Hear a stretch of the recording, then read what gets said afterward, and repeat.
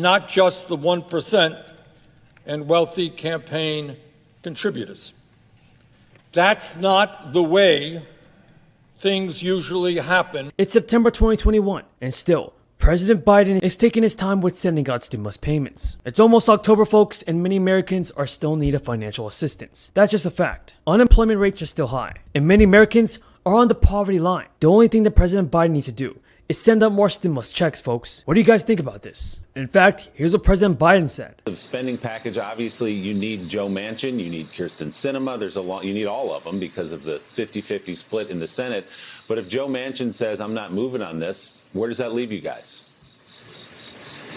Well, look, I appreciate the role that headline writers have in trying to write those types of headlines. But the truth is we're making progress. We continue to make progress. Democrats have said that President Biden's Build Back Better plan will make leadership buckle on the spending bill. Everybody, the Democrats' $3.5 trillion budget reconciliation package has encompassed the bulk of President Biden's social welfare. As of right now, spending concerns raised by Joe Manchin and Kyrsten Sinema have prevented leadership from rapidly sending the measure back to Biden. In President Biden's spending bill, the package includes spending tranches for nearly every issue that Biden campaigned on, including paid family leave. Been made.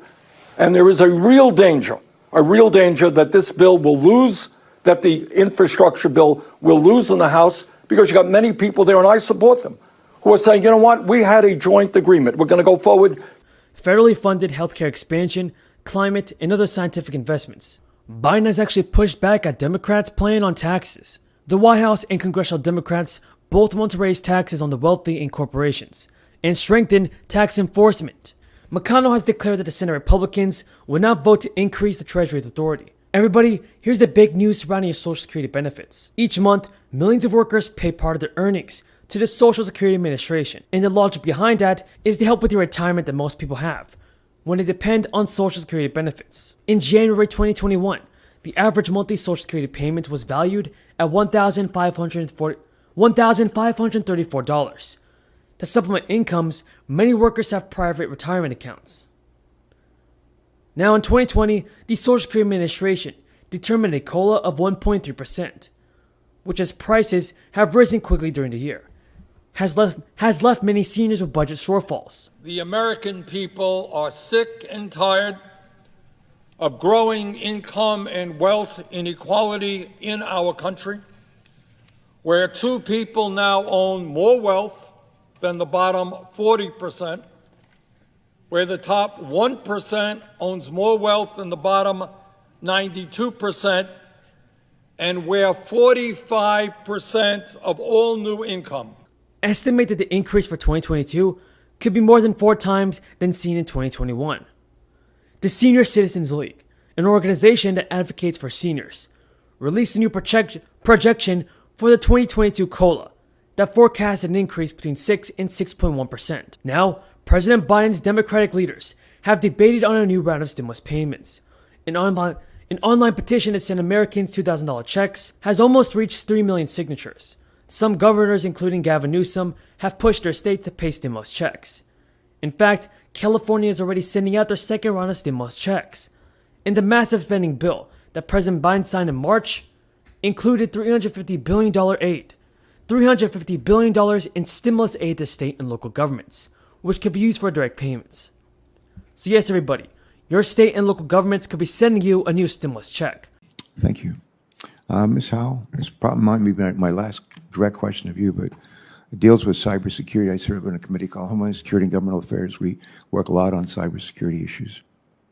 And unfortunately, as we go forward in the future, we're likely as a country to have to deal with even more of them. But if confirmed, you're going to lead EPA's efforts to maintain and strengthen the agency's cybersecurity efforts, I'm told.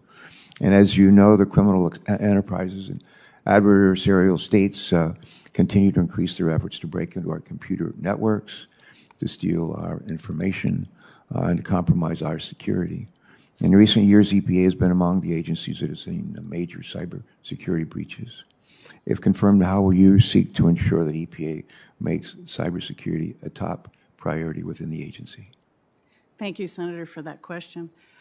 Protecting the American people and environment will always be job number one, and that means cybersecurity must be a top priority for mission support. If confirmed, I will work aggressively to ensure that EPA's posture on cybersecurity improves. I will also work closely with the Chief Information Officer and the Chief Financial Officer to collaborate on IT funding and investment strategies. Also, I will work transparently with you and let you know when the EPA needs additional tools and resources to help mitigate cybersecurity vulnerabilities, and I will report back when issues arise. Well, with the backdrop of what was happening in Afghanistan, the other thing I think 100 senators saw at home, certainly I know every Republican senator saw at home, were help wanted signs, now hiring, bonus to fill out a application. I think it was announced the 8th of September that there were 10.9 million job vacancies in America. There were 8.4 million Americans who said they were looking for work. That's a pretty dramatic statistic. More jobs out there to be filled than people looking for work. Inflation is real. Input costs are up everywhere. We'll see if it's short term or not, but we know for sure that it's driven by more government money going into the system. And we've got to get real about government spending and government programs and how much we can afford to do. Apparently, governors, Democrats and Republicans, have gotten real about the extra $300 a week that was in the March bill the Democrats passed by themselves at a time when the economy was clearly coming back. There was no reason to incentivize people to stay at home, and that ended Labor Day weekend. The administration had already announced that governors could take their COVID stimulus money and replace that $300 with their COVID stimulus money. Not a single governor has stepped forward to do that. And in fact, the Democratic governor of New Jersey explained his decision not to do it by saying we must ensure that we are appropriating these funds judiciously for the greatest possible long-term recovery. So that Democrat governor and others have made the same decision that Republican senators here made on this topic, which was don't do it. It doesn't produce the right result. And there are jobs out there. Obviously, all the jobs and the skills don't match. We need to be very focused on that. But we need to do what we should do here, not to make the current problems of job vacancies. NFIB, the National Federation of Independent Business, said 1/2 of all small businesses